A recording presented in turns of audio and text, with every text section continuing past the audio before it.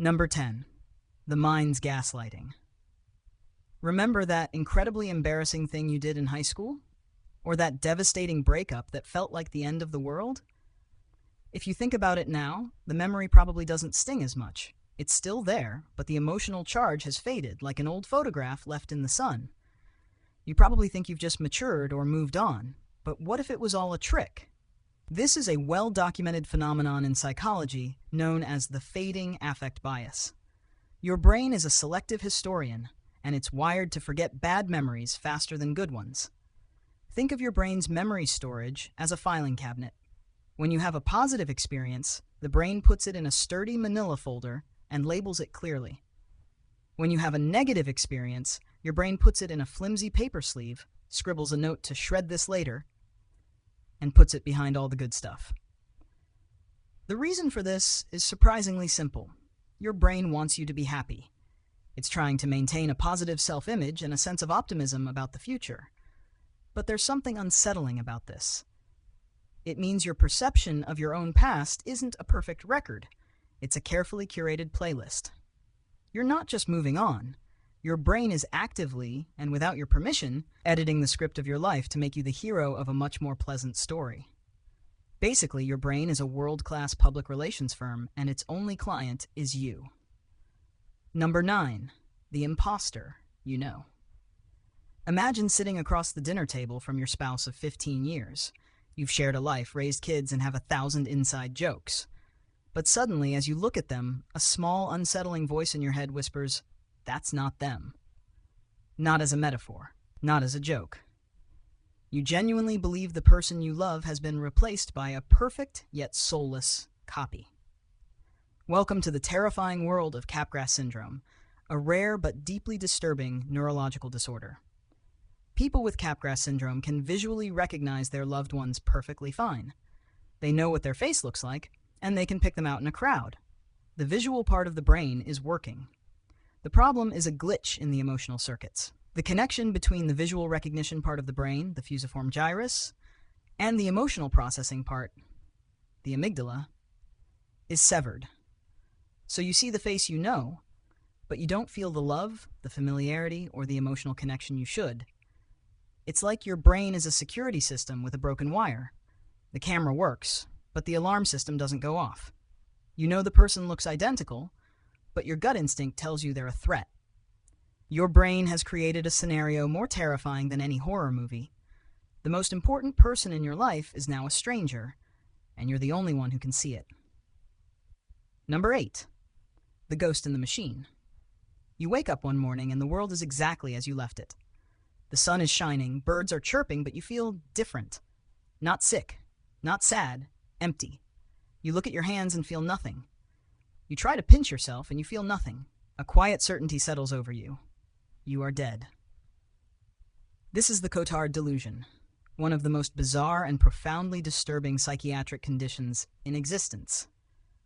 Also known as walking corpse syndrome, it's a state where a person genuinely believes they are dead, don't exist, or have lost their blood and internal organs.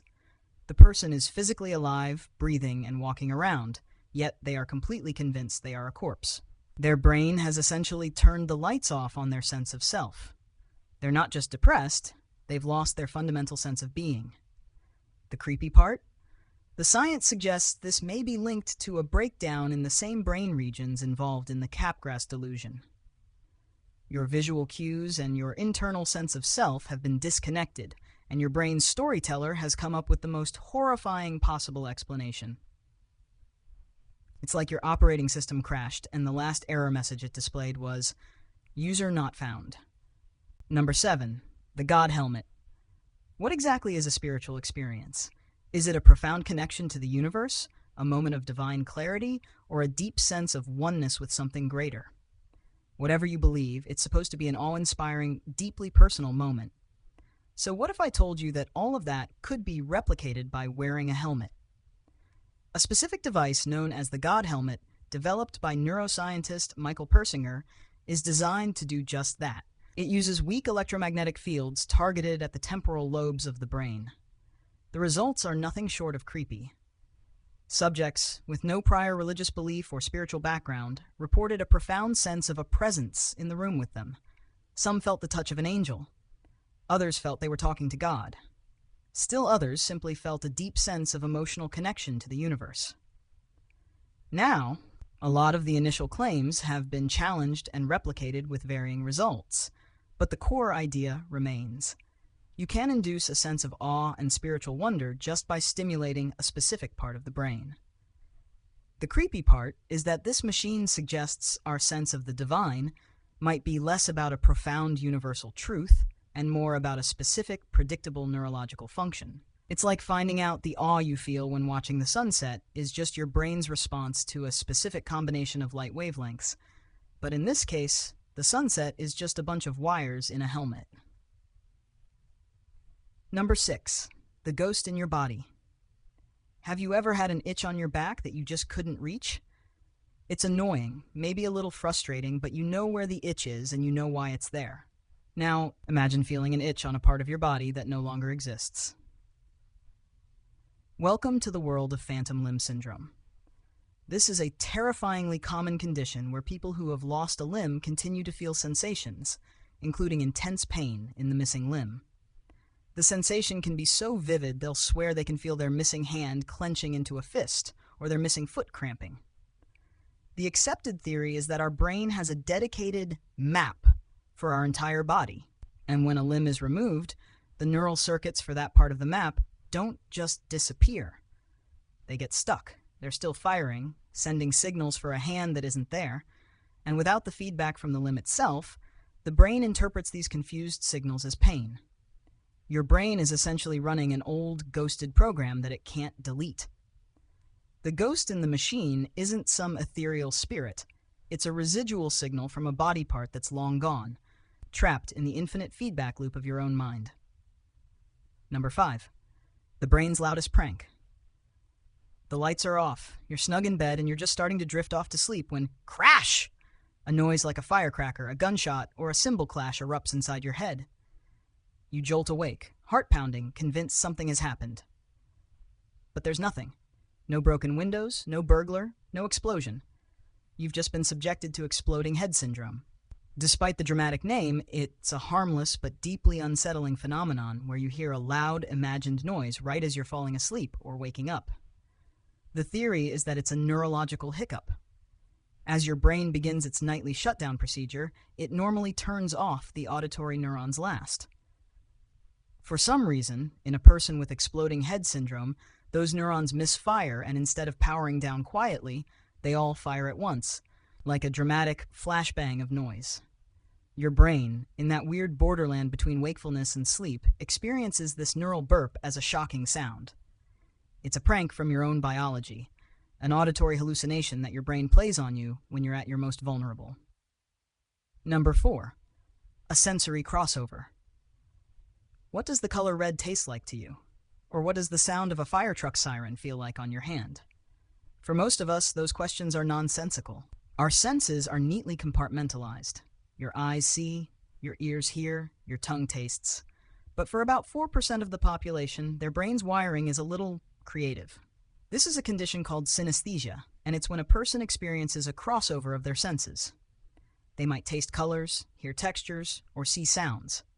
A common form is grapheme color synesthesia, where a person sees letters or numbers as having specific colors. For them, every A might be red, and every B might be blue, every single time. It's not a hallucination, it's just how their brain perceives reality. The best part is, they don't even know it's weird. They assume everyone sees the world that way, until someone asks them what the number 7 tastes like. And the answer is usually, like sour lemons. The prevailing theory is that this is caused by a little cross-wiring in the brain's sensory pathways, a kind of permanent neurological short circuit. It's not harmful, but it's a truly creepy peek into a parallel reality where your brain just decided to run a different operating system with all the sensory settings on random. Number 3, the universe's new joke. You learn a new word.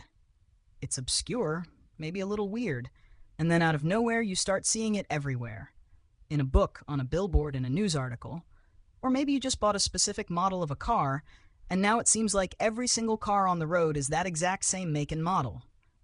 You start to think, what are the odds? And maybe you even convince yourself that you've discovered a secret cosmic pattern.